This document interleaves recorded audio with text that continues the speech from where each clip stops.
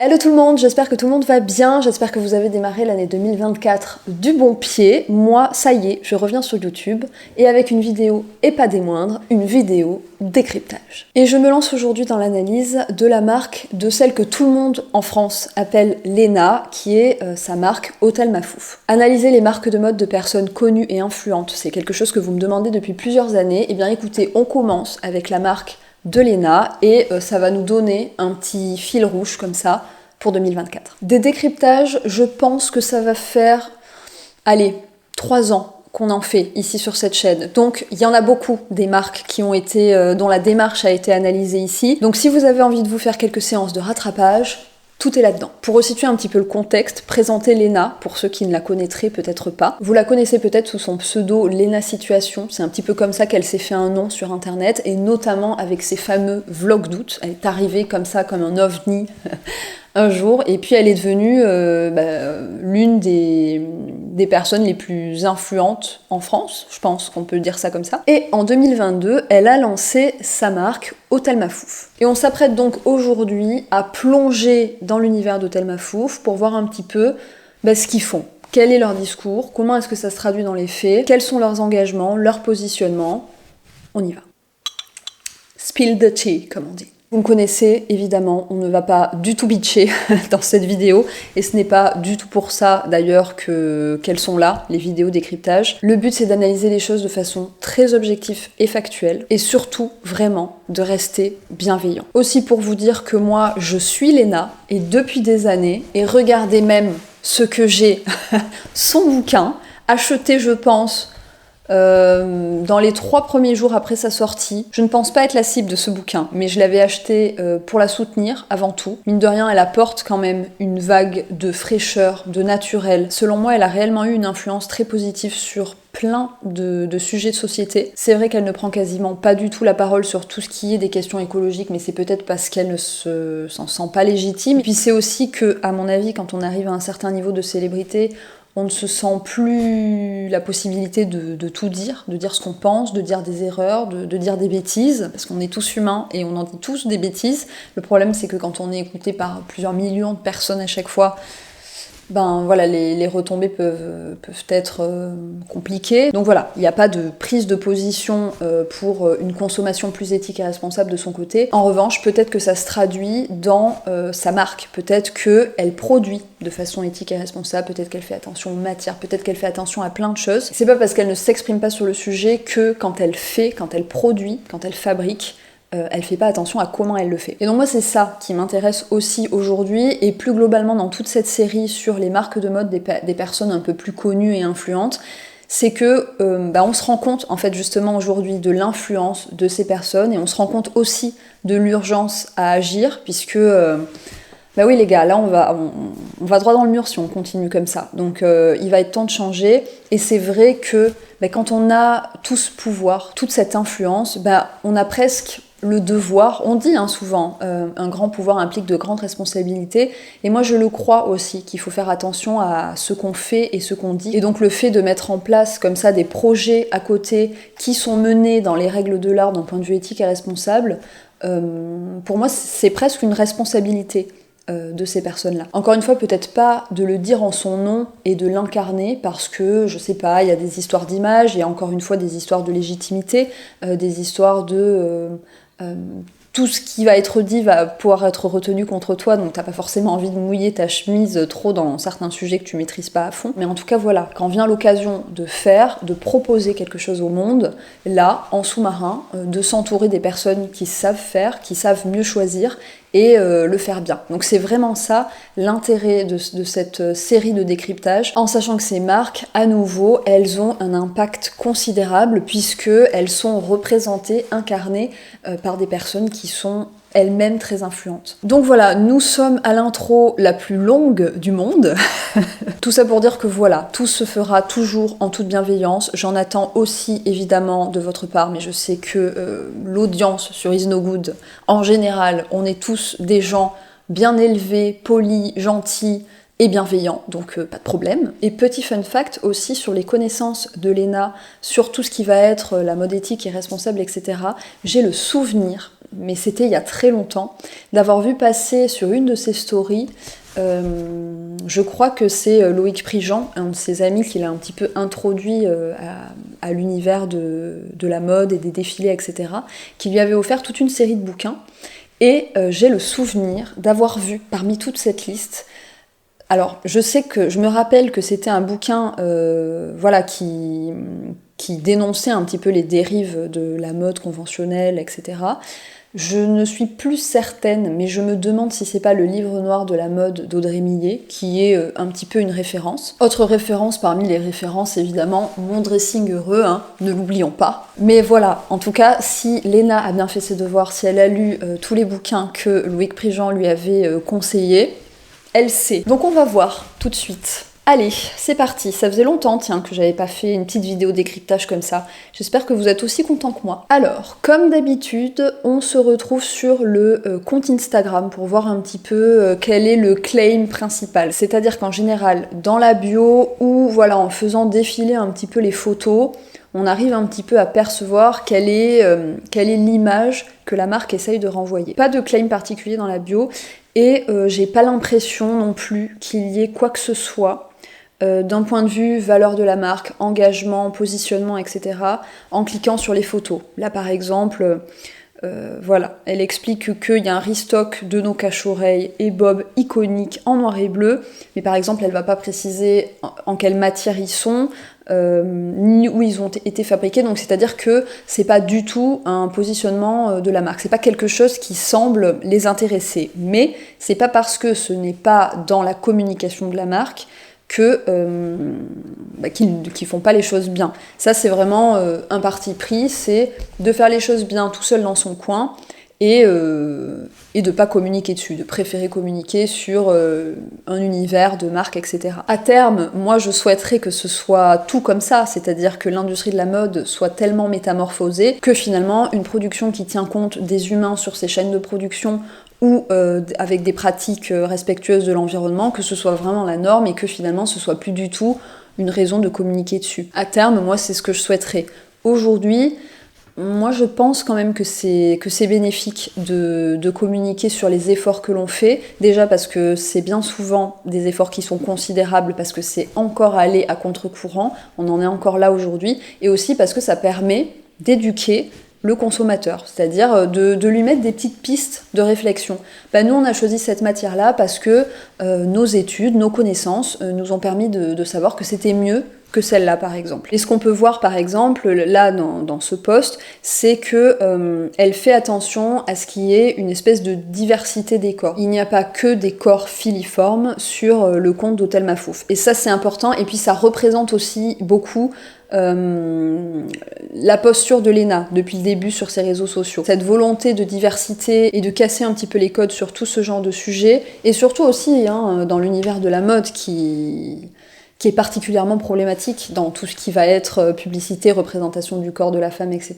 Donc on va voir aussi si ça se traduit dans le concret, c'est-à-dire est-ce qu'elle propose une large gamme de tailles, par exemple. On va voir ça tout de suite. On va se rendre sur le site Hôtel Mafouf. Alors, on a là un onglet à propos.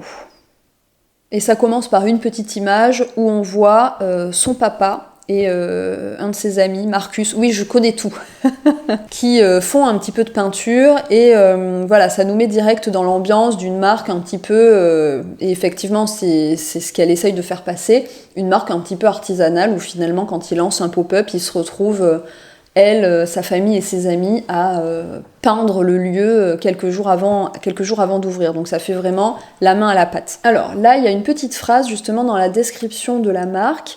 Il est écrit « En phase avec son époque, la marque change de mur comme de chemise. Saison après saison, nous nous prêtons au jeu des rénovations. » C'est vrai qu'à chaque lancement de l'Hôtel Mafouf, c'est un univers différent, et d'ailleurs c'est très bien amené, moi je trouve. C'est qu'il y a ce truc de l'hôtel, et c'est qu'à chaque fois, il y a une nouvelle pièce de cet hôtel qui s'ouvre, donc avec un univers complètement différent. Donc c'est vrai que pourquoi pas amener comme ça les collections en changeant d'univers à chaque fois, mais je voudrais pas que cette volonté d'amener des collections saison après saison, comme elle dit, et puis aussi avec le en phase avec son époque, que ce soit une histoire de coller à la tendance. Vous voyez, ce petit risque-là. Pour moi, quand on achète un vêtement, on doit l'acheter parce qu'il nous ressemble, parce que on a envie de raconter quelque chose avec lui. Et évidemment, en fait, toute la vie, on va évoluer. Et donc, bien sûr qu'à 30 ans, notre dressing va pas être le même qu'à 20.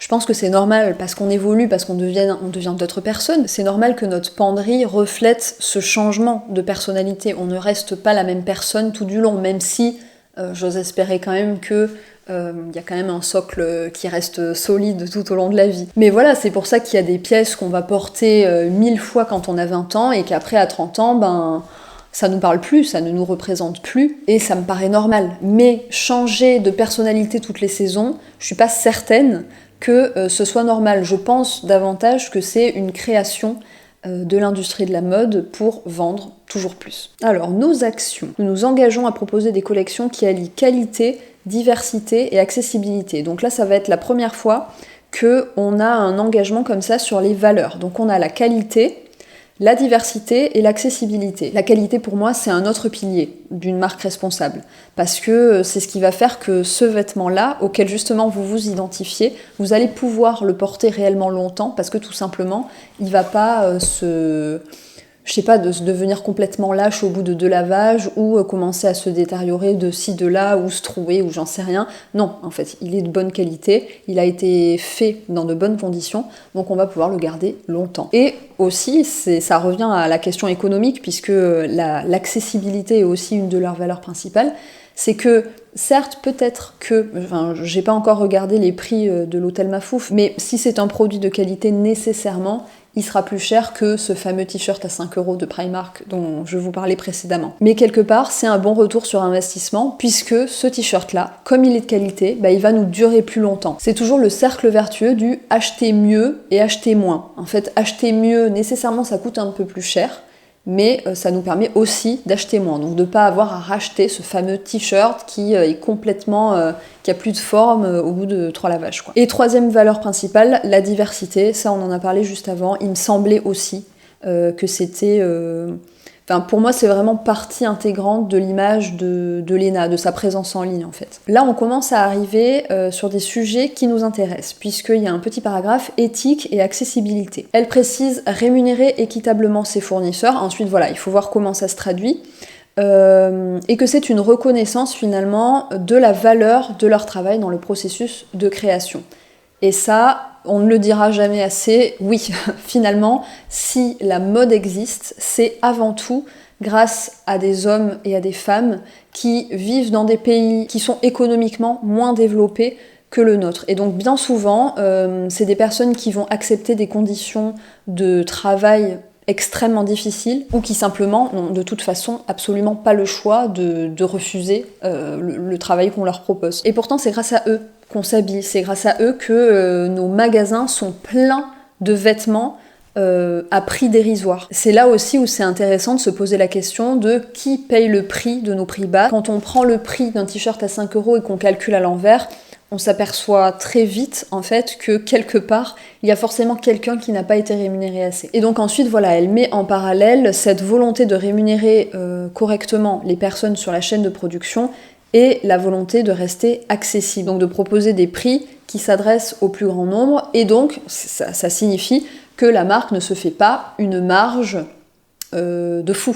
Aussi. Parce que, attention, le prix d'un vêtement n'indique rien sur sa qualité et sur les conditions de fabrication sur la chaîne de production. En fait, il y a 2 façons de calculer son prix. La première, celle d'Hôtel Mafouf, en tout cas d'après leur discours, c'est de partir de combien est-ce que ça nous coûte de produire un vêtement, de rajouter sa marge et hop, d'obtenir le prix. Et en général, quand on essaye d'obtenir un prix accessible, forcément, la marge elle va être réduite. C'est selon moi de toute façon la façon la plus éthique de concevoir un prix, puisque la deuxième possibilité, c'est de partir de ce qu'on appelle le positionnement. Maje, Sandro et compagnie, elles se positionnent comme des marques haut de gamme, pour s'adresser à une clientèle haut de gamme. Ça veut dire qu'elles choisissent d'abord les personnes à qui elles vont s'adresser, et donc des personnes qui vont avoir quand même un petit peu de moyens. Et donc pour que cette clientèle se reconnaisse, il faut que la marque propose des prix qu'elle reconnaît. Et donc les prix vont être positionnés dès le départ comme des prix haut de gamme. Par exemple, il ne pourra pas y avoir une robe à moins de, à moins de 150 € parce que ça signifierait quelque chose en fait. Dans l'esprit de cette cliente haut de gamme, il va y avoir une petite alerte, quelque chose qui va faire que ah mais non, c'est bizarre, elle est peut-être pas assez chère, donc peut-être pas assez qualitative ou peut-être pas... Enfin, vous voyez, le prix est fixé de façon psychologique. Dans les deux cas, hein, le prix est un élément extrêmement psychologique, mais quand on choisit de le calculer en partant du positionnement de la marque, voilà, on établit tout de suite, bon, quels sont les prix psychologiques pour cette clientèle-là. Et ensuite, on va essayer de construire son coût pour qu'il soit le plus petit possible pour que la marge soit maximisée. Donc bon, je sais pas si j'ai été claire, mais en gros, pour récapituler, il y a deux façons de composer un prix. La première, ce que moi je considère comme la façon la plus éthique, c'est de partir de combien ça nous coûte, puis de calculer sa marge et d'arriver au prix. Et la façon conventionnelle, on va dire, c'est de partir d'un positionnement, de là d'essayer de réduire au maximum tous les coûts pour maximiser la marge. Voilà, j'espère que c'est clair. De toute façon, si vous avez des questions, n'hésitez pas, les commentaires sont faits pour ça. Un troisième point, engagement ensuite sur la production raisonnée et le réemploi. Donc il est écrit que chez Hôtel Mafouf, ils ne produisent que ce qu'ils vont vendre, ni plus ni moins. Donc ça, il faut voir comment est-ce que ça se traduit. La meilleure façon de le faire, c'est de proposer des précommandes, donc d'annoncer le produit qui va sortir, que les gens se positionnent dessus, et ensuite de lancer la production en fonction de tout ce qui a été commandé. Ça, c'est la façon d'être au plus juste. Et il faut savoir aussi que produire au plus juste, pour une marque, économiquement, c'est aussi hyper bénéfique pour elle, puisque avoir à gérer des stocks, produire des choses qu'on ne vend pas, c'est de toute façon préjudiciable pour la marque. Donc produire au plus juste, c'est évidemment un souci écologique, on est d'accord, mais c'est aussi un souci économique pour une marque. Et elle explique qu'ils privilégient aussi l'upcycling et la réutilisation, en particulier lors de leurs événements, afin de donner une seconde vie à nos ressources. Donc je suppose qu'elle parle des meubles, etc., qu'elle va réutiliser d'un pop-up à un autre. Après, l'upcycling, moi, c'est vraiment quelque chose que j'aimerais retrouver chez Hôtel Mafouf, pas uniquement, même si c'est évidemment important, dans la création des pop-up, mais aussi dans les tissus qui sont utilisés pour fabriquer les vêtements, puisque l'upcycling, ça peut être soit de pré-consommation, soit de post-consommation, et finalement, c'est un réemploi de matériaux qui auraient peut-être fini par être jetés. De pré-consommation, c'est ce qu'on voit le plus, c'est-à-dire que c'est des tissus qui correspondent à des fins de rouleau. Donc par exemple, une marque a lancé toute une production, et il restait un rouleau avec un imprimé ou quelque chose comme ça, qui restait quelque part stocké dans un entrepôt, et donc elle le revend à une petite marque qui va, elle, pouvoir, à l'intérieur de ce tissu-là, concevoir ses propres vêtements, par exemple. Ça peut être ça, de pré-consommation, ou de post-consommation. Là, c'est encore une démarche supplémentaire. Ça veut dire qu'on va aller récupérer des vêtements qui ont déjà été portés et qui arrivent en fin de vie, ou en tout cas, voilà, dont les propriétaires ne veulent plus en entendre parler, et à partir de ça, on reconstitue des vêtements. Donc l'upcycling de post-consommation, c'est vraiment la démarche au-dessus, c'est-à-dire que c'est vraiment des vêtements qui arrivaient en fin de course et qu'il aurait fallu incinérer ou recycler. Et l'upcycling de pré-consommation, voilà, c'est intervenir au moment du tissu quand il n'a pas encore été confectionné en vêtements finis. Voilà pour ce qui est de l'onglet à propos de Hôtel Mafouf, là où sont décrites un petit peu les valeurs et l'engagement de la marque. Maintenant, on va voir comment ça se traduit en allant voir les fiches produits. Alors, allons voir les tops et chemises. On a 9 produits. Donc on va cliquer sur le premier qui est le t-shirt Rivoli. Ce t-shirt, là on voit qu'en termes de gamme de taille, il va du XXS au 3XL, même si il n'y a pas de 3XL. Donc est-ce que ça veut dire qu'ils ont été tous vendus ou que finalement la marque propose pas cette taille-là, en tout cas pour ce t-shirt, je ne sais pas. Mais en tout cas, la volonté y est et de toute manière, ça va jusqu'au 2XL. La difficulté en fait pour des vêtements qui vont être un petit peu plus complexes, avec des patrons un petit peu plus compliqués, c'est qu'il va falloir concevoir différents patrons pour différentes fourchettes de taille. Forcément, en fait, on imagine, je sais pas, une robe, il faut pas qu'elle ait les mêmes retombées, il faut pas qu'elle ait exactement la même coupe quand on va faire un 3XL ou un XXS. En fait, les corps sont différents, donc les patrons ont besoin d'être différents pour que le rendu de la robe soit vraiment joli. Et c'est là où ça demande un investissement qui est plus conséquent pour la marque, puisque dans son coût, justement, quand elle commence à calculer un petit peu tout ce que ça lui a coûté, il n'a pas fallu qu'elle paye pour dessiner un patron, mais 2 ou 3. Et après, pareil, ça va se répercuter sur la chaîne de production, puisque la gestuelle va pas pouvoir être automatisée non plus. Par exemple, les gestes des couturières vont changer quand on va passer d'un patron à un autre, etc. Il va peut-être falloir un peu plus de tissu, il va peut-être falloir un petit peu moins de fil pour celle-ci. Enfin, vous voyez, les processus deviennent un petit peu plus complexes quand on commence à introduire différents patrons. Et c'est souvent ça qui freine en fait l'étendue des gammes quand on parle surtout de mode éthique et responsable, c'est que les coûts sont déjà tellement élevés que les marques rechignent un petit peu à partir sur plusieurs patrons parce que la clientèle se rencontre pas. Enfin bref, je vais pas partir sur un exposé sur les grandes tailles, quid des grandes tailles dans la mode éthique, parce que c'est réellement un vrai sujet. J'avais fait, si vous voulez, une interview que je vous remettrai dans la barre d'infos, qui pourra peut-être vous donner des clés de compréhension sur ce sujet-là, mais c'est vraiment un sujet qu'il est nécessaire d'aborder, parce que clairement, on en est loin de l'inclusivité dans la mode éthique. Et en même temps, voilà, c'est vraiment en plus une histoire de dialogue entre les marques qui essayent de faire et les consommatrices, avec leurs corps qui sont tous différents. Toujours est-il que voilà, nous sommes sur un t-shirt, qu'est-ce qu'on nous dit ? Composition, on est sur 99% de coton grec et 1% d'élastane, et on nous annonce qu'il est fabriqué en Grèce. Alors là, écoutez, moi je suis très contente de lire ça, parce que, je ne sais pas si vous le saviez, en Europe, en Grèce, ils poussent du coton.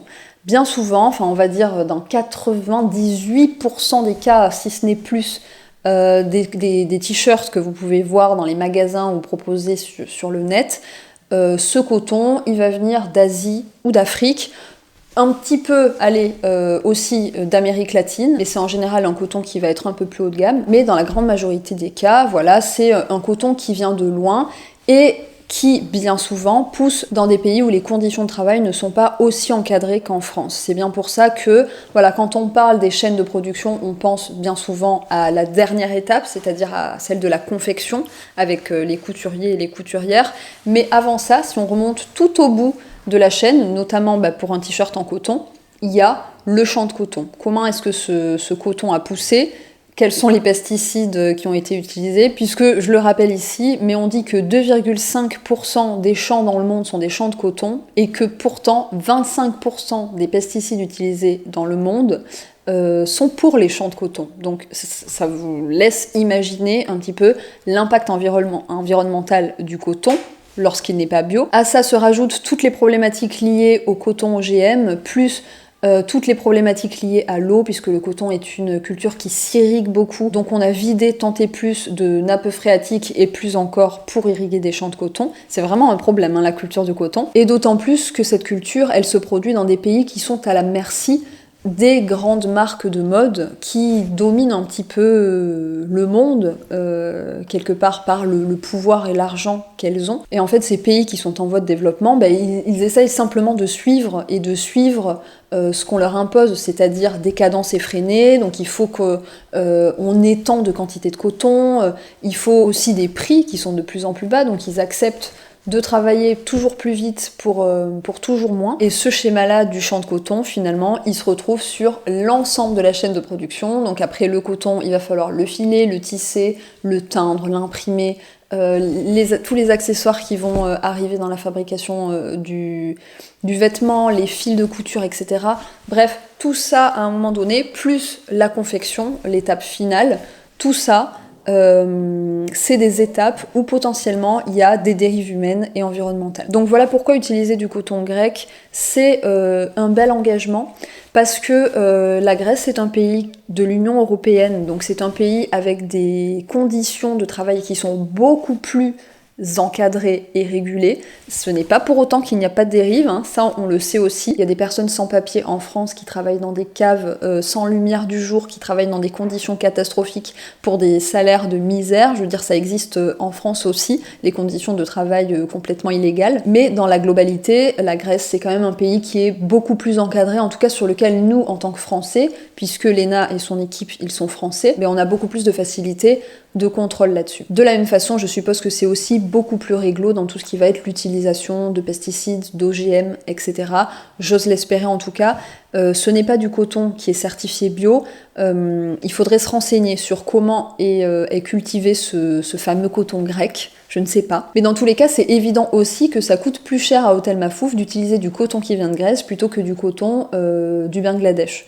Ou de Côte d'Ivoire, c'est évident. Et puis le fait ensuite que le t-shirt ait été fabriqué en Grèce, ça reste complètement logique et plein de bon sens, puisque la matière première étant déjà en Grèce, la chaîne de production s'est peut-être fait intégralement en Grèce. C'est vrai qu'on n'a pas cette information-là, tout ce qui est la filature, le tissage, l'ennoblissement du tissu, etc. C'est vrai qu'on n'a pas l'information, et c'est peut-être dommage. S'il y a quelqu'un de l'équipe Hôtel Mafouf qui m'écoute, peut-être que ça pourrait être intéressant de l'écrire, mais peut-être qu'en fait, toute la chaîne de production de ce t-shirt s'est faite en Grèce, et ça, on ne peut pas mieux, hein. Quand tout se fait au même endroit, niveau empreinte carbone, c'est plutôt bien comme résultat. Seul regret, c'est peut-être le 1% d'élastane qu'il y a dans la composition. Ça, c'est vraiment parce que je suis un peu chiante, il faut le dire. Mais l'élastane, vous savez, c'est une matière synthétique, donc qui est issue des hydrocarbures. C'est comme ça que cette fibre est fabriquée. Et ce qu'il faut savoir aussi, c'est que quand les fibres textiles sont mélangées pour fabriquer un tissu, comme là par exemple on a du coton et de l'élastane, on peut plus le recycler. Aujourd'hui, on n'est pas capable, en tout cas en France, dans la grande majorité des cas, de recycler ce type de tissus qui sont mélangés. Donc c'est vrai que de rajouter 1% d'élastane, c'est un petit peu relou, parce que, encore une fois, hein, ça reste des polymères, donc quelque part du plastique, et quand ça va se décomposer en microparticules de plastique. C'est ça tout l'inconvénient des matières synthétiques. Mais cela dit, je pense que c'est pour rajouter un côté tout doux au tissu, puisque quand on va rajouter un petit peu d'élastane au coton, il va gagner en douceur en fait. Alors cette chemise, elle a l'air d'avoir eu un succès fou, puisqu'il ne reste plus que du double XL, mais en tout cas voilà, on voit à nouveau que toute la gamme de taille était là. En termes de compo, on est sur du 100% coton, voilà, donc là on est sur du coton conventionnel, je suppose que c'est pas du coup du coton grec, c'est du coton qui va venir plus d'Asie ou d'Afrique, et du coton aussi qui n'est pas labellisé bio. Donc ça c'est dommage, puisque comme on l'a vu, la culture du coton c'est quand même une culture qui a un lourd poids écologique. Il est fabriqué en Turquie, à Istanbul. Du côté européen, je trouve ça assez marrant, j'aimerais bien savoir pourquoi. Il y a ça qui est précisé. Je ne sais pas pourquoi il précise ça, j'avoue que mes connaissances en géopolitique me permettent pas de savoir, parce que de toute manière la Turquie n'appartient pas à l'UE, donc ils sont pas soumis à la loi européenne. Je sais pas. Alors moi, du coup, sans cette connaissance géopolitique qu'il me manque, j'ai l'impression que c'est un petit peu, vous voyez, pour noyer un peu le poisson, en mode, la Turquie c'est loin, mais on travaille avec la partie qui est la plus proche de l'Europe, histoire qu'il y ait, de manière encore une fois un petit peu psychologique peut-être, européen dans la provenance. Je ne sais pas. En tout cas, sachez qu'il y a d'excellents ateliers de confection en Turquie. À nouveau, il y a d'excellents ateliers de confection en Chine aussi. C'est pas le lieu, c'est pas le pays qui donne des indications sur comment est-ce que ça a été fabriqué. Si on parle d'éloignement avec la France, oui, ça commence à faire un petit peu loin, mais en même temps, si on ne regarde que l'empreinte carbone, on considère en général que le transport représente 4% dans l'impact carbone d'un vêtement, donc c'est pas non plus ça qui va faire la différence. Et par contre, ce qu'on sait, c'est que le coût de la vie en Turquie est moins élevé qu'en Europe occidentale, donc on peut supposer que le revenu minimum, s'il y en a un, le SMIC local, est aussi moins élevé, et donc que les coûts de fabrication vont être moins élevés que si ça s'était fait au Portugal, par exemple. C'est aussi ce qui permet à Hôtel Mafouf de proposer des prix accessibles et de respecter son pilier. Leur positionnement sur l'accessibilité les contraint en fait un petit peu à s'éloigner des pays d'Europe occidentale. Bon, du coup, mitigé sur cette chemise. Ensuite, les pulls et hoodies. 65 €, le pull ultra moche de Noël. Yes. Au niveau de la composition, aïe, ça y est, ça commence. On est sur du 60% viscose, 27% nylon, 23% polyamide. Donc, zéro laine, vous l'aurez compris. Zéro laine dans ce pull tricoté. Bon, ça, faut pas que ça vous choque, hein. C'est ce qu'on retrouve dans les compositions des pulls tricotés de toute la mode conventionnelle, on va dire. C'est extrêmement fréquent de trouver comme ça des matières synthétiques et là, de la viscose, qui est une matière artificielle dans ce genre de composition. Mais cela dit, bah voilà, enfin, moi je suis contre. Moi je suis contre. Je suis contre pourquoi? Et notamment en plus pour un pull moche. C'est que des pulls moches de Noël, vous en trouvez des absolument incroyables d'occasion. Qui ont des pulls qui ont 30 ans, 40 ans, qui sont encore impeccables, qui sont 100% laine et qui sont kitsch à souhait. Vous en trouvez, mais à la pelle, je vous assure, c'est incroyable. Donc produire un pull moche et en plus avec des matériaux qui sont comme ça, enfin à nouveau voilà, on est sur un mélange de matières et en plus de ça avec de la viscose qui est une matière extrêmement polluante à la fabrication puisque c'est une matière qui va demander beaucoup d'agents chimiques pour sa fabrication et aussi beaucoup d'eau. Donc c'est vraiment pas une matière écologique, la viscose, malgré ce que certaines marques prônent un petit peu. Non, la viscose, c'est une matière artificielle qui est même plutôt dégueu. Et après, voilà, on se retrouve avec, et je vois d'ailleurs qu'il y a un problème de calcul, puisqu'on a 60% de viscose, et on se retrouve avec 50% de matière synthétique. Donc on est sur du 110% là les gars, il y a quelqu'un qui a mal calculé. Mais voilà, donc on se retrouve avec 50% de matière synthétique dans le pull, donc non seulement le pull ne va pas tenir chaud, mais en plus de ça, il va, à chaque fois qu'on va le laver, relâcher des microparticules dans l'eau, qui vont terminer dans les océans, bien entendu. Et en plus de ça, c'est le genre de matière qui fait transpirer. En général, le corps aime pas se retrouver dans ce genre de matériaux-là, donc il va transpirer, et c'est aussi là, vous savez que il va y avoir un petit peu ces odeurs de transpiration pas cool. Bah vous ferez l'expérience, vous essaierez de mettre un petit peu de conscience là-dessus, mais vous verrez que c'est en général quand vous portez du synthétique que votre transpiration sent mauvais. Et ce pull de Noël, il est aussi fabriqué en Turquie. Ok, bon. Là, ouais, bof. Alors, je continue avec le polo Huntington. Lui, il y a des chances que peut-être qu'il soit encore en coton grec. Ah, on sait pas. Mince. Composition, c'est pas écrit. Il est fabriqué en Turquie. Mince, il n'y a pas écrit la compo. Pareil pour le hoodie Glendale, il n'y a pas écrit la compo. Et c'est toujours fabriqué en Turquie. Le pantalon Hoover. Ah là là, pareil, il n'y a toujours pas la compo. Fabriqué en Turquie. Bon, ça commençait bien. C'est en train de dégénérer cette histoire-là. Qu'est-ce que c'est que ça? Cette fameuse combinaison, celle-ci, je l'ai vue passer. Fabriquée en Turquie aussi. Je pense que ça doit faire... ils doivent avoir, à mon avis, un fournisseur avec lequel ils s'entendent bien. Je pense qu'ils fabriquent tout chez ce fournisseur-là. Mais c'est dommage. Là, je pense que je peux le dire aussi. C'est dommage qu'on n'ait pas plus d'infos sur ce fournisseur-là. Est-ce qu'ils sont allés le rencontrer? Est-ce qu'il y a des images? Est-ce qu'on peut voir à quoi ressemble l'atelier? Encore une fois, sur cette responsabilité et l'impact que ça peut avoir sur les consciences, pour moi c'est tellement important, et en plus je trouve que c'est pas si éloigné de l'image justement de mettre la main à la pâte, de rendre la marque compréhensible, c'est-à-dire de montrer les personnes et les visages qui font, même si c'est pas fait avec l'angle engagement éthique, voilà, à nouveau ça peut être fait avec cet angle proximité, enfin il me semble que c'est pas si éloigné, et je pense que l'impact serait grand. Vous voyez que les gens peut-être réalisent combien de personnes travaillent à un moment donné sur la fabrication d'un des vêtements qu'ils sont en train de porter, que ces personnes ils ont tous des vies, des histoires, des choses à raconter, et c'est dommage en fait de les réduire au silence. comme l'industrie de la mode l'a fait pendant 30 ans. C'est dommage, en fait. Ah ben on arrive sur le fameux bob, vous savez, le fameux bob dont on parlait sur Instagram, là. On va voir du coup 100% polyester, donc là on est sur du 100% synthétique, fabriqué en Chine. Donc là, on a passé un petit cap. On a quitté la Turquie pour partir en Chine. Bon, en même temps, quand je vois à quoi ça ressemble, c'était quasiment sûr que c'était du synthétique. Après, ça pourrait être, encore une fois, du polyester recyclé, au mieux labellisé GRS, mais ça pourrait être aussi un mélange avec une matière naturelle. C'est numéro 6 qui fait ça, c'est une toute petite marque de mode éthique. Elle fait aussi des bobs, alors, qui valent plus de 30 €.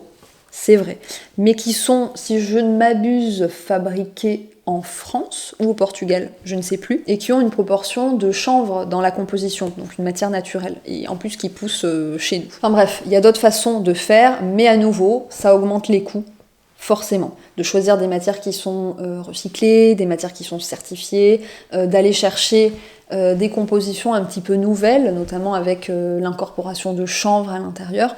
Tout ça, ça fait augmenter les coûts, mais est-ce que ça ferait pas aussi changer un petit peu les lignes au bout d'un moment? Parce que franchement, proposer un bob comme ça en fourrure 100% polyester fabriqué en Chine, est-ce qu'il n'y en a pas déjà 100 des bobs comme ça qui existent? Ce bonnet par exemple, le bonnet Winston.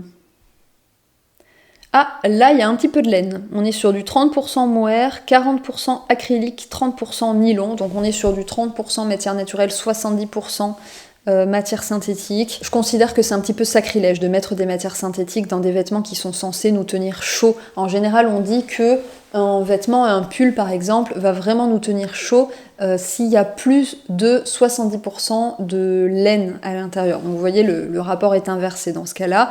Et puis parce que, voilà, à nouveau, je vais pas recommencer, mais les matières synthétiques, c'est pas fantastique, quoi. Et en revanche, ce bonnet, il a été fabriqué et tricoté en Italie. Donc là, on commence à se rapprocher et voire carrément à être en Europe occidentale. Bon, pour faire une petite conclusion rapide, parce que ça va faire longtemps que je parle. On sent qu'il y a de l'intention, et peut-être dans la première collection, parce que il me semble, si je ne dis pas de bêtises, que ce coton grec, c'est sa première collection. Donc peut-être qu'elle est partie avec beaucoup d'envie de bien faire, mais qu'au bout d'un moment, la réalité l'a rattrapée et elle s'est rendue compte que c'était peut-être difficile de sortir des marges qui permettent à Hôtel Mafouf de survivre, tout en proposant des prix accessibles et en même temps en utilisant des matériaux locaux le plus éthiques et responsables possible, avec des chaînes de production bien encadrées, etc. En tout cas, aujourd'hui, cette fameuse dernière pièce de la station de ski, il y a quand même beaucoup de synthétique un petit peu partout et c'est fabriqué, j'ai l'impression, de plus en plus loin. Mais bon, à nouveau, quand on est sur cette question de l'accessibilité, et à nouveau, accessibilité, je sais que c'est un mot complètement subjectif finalement, parce que ce qui est accessible pour l'un n'est pas forcément pour l'autre. Mais en gros, je pense moi que par accessibilité, ce qu'elle veut dire, c'est que les prix en fait sont quasiment les mêmes que ce qu'on peut trouver chez Zara ou H&M. Je pense que c'est ça qu'elle veut dire par accessible. Donc d'un point de vue du choix des matériaux, si au début peut-être que voilà, il y avait eu une intention, je crois qu'on n'y est plus trop aujourd'hui. Il y a quand même beaucoup de mélange de matières, beaucoup de synthétique, il n'y a pas de coton qui est certifié, il n'y a pas de matériaux recyclés, il n'y a pas non plus de matériaux upcycling et du coup je trouve ça peut-être un petit peu abusé d'expliquer qu'elle fait de l'upcycling pour les pop-up, qui sont quand même, c'est des trucs hyper temporaires, je sais pas, pour un mois ou deux, alors que là on est en train de parler d'une marque de mode, donc moi l'upcycling je m'attendais quand même à le trouver un petit peu dans les vêtements. Cela dit, ce que je voudrais souligner aussi, c'est qu'on n'est pas noyé par le nombre de références. Au contraire, il y a très peu de références, il doit y avoir maximum 8 références par catégorie. Ce qui prouve, je crois, et c'est pas sûr, mais je crois, qu'il y a quand même une certaine réflexion derrière les modèles qui sont proposés. Mais bon voilà, de manière générale, il y a quand même pas beaucoup de prise de position, pas beaucoup d'informations aussi, parce qu'à nouveau, on a quasiment systématiquement, et encore pas toujours du coup, le lieu de fabrication, et la compo. Bon, même si la compo, ça reste une information obligatoire, hein. Elle manque de temps en temps, mais je sais pas pourquoi. Mais c'est vrai que par exemple, les autres étapes de la chaîne de production, à part la confection, on sait pas où ça se passe. Il n'y a pas trop de prise de position, mais à nouveau, je trouve que c'est quand même un petit peu dommage parce que Hôtel Mafouf, ce n'est pas Léna. C'est sa marque, mais elle n'est pas toute seule non plus à travailler dessus.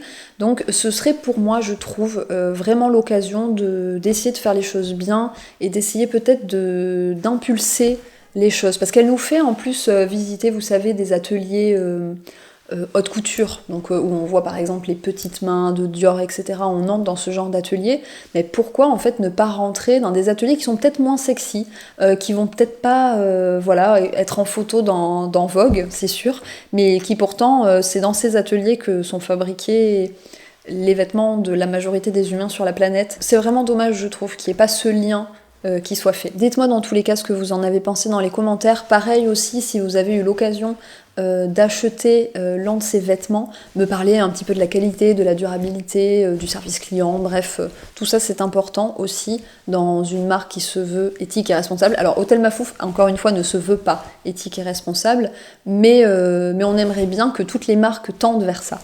Donc c'est important aussi à souligner, surtout si potentiellement parmi vous, il y en a qui auraient voulu acheter chez cette marque-là. N'hésitez pas aussi dans les commentaires à me dire quelle marque vous voudriez que je décrypte la prochaine fois. Dans tous les cas, si vous avez passé un petit moment agréable avec moi, n'hésitez pas à liker la vidéo, à vous abonner à la chaîne pour d'autres décryptages. Et moi, en attendant une prochaine vidéo, je vous fais de gros bisous.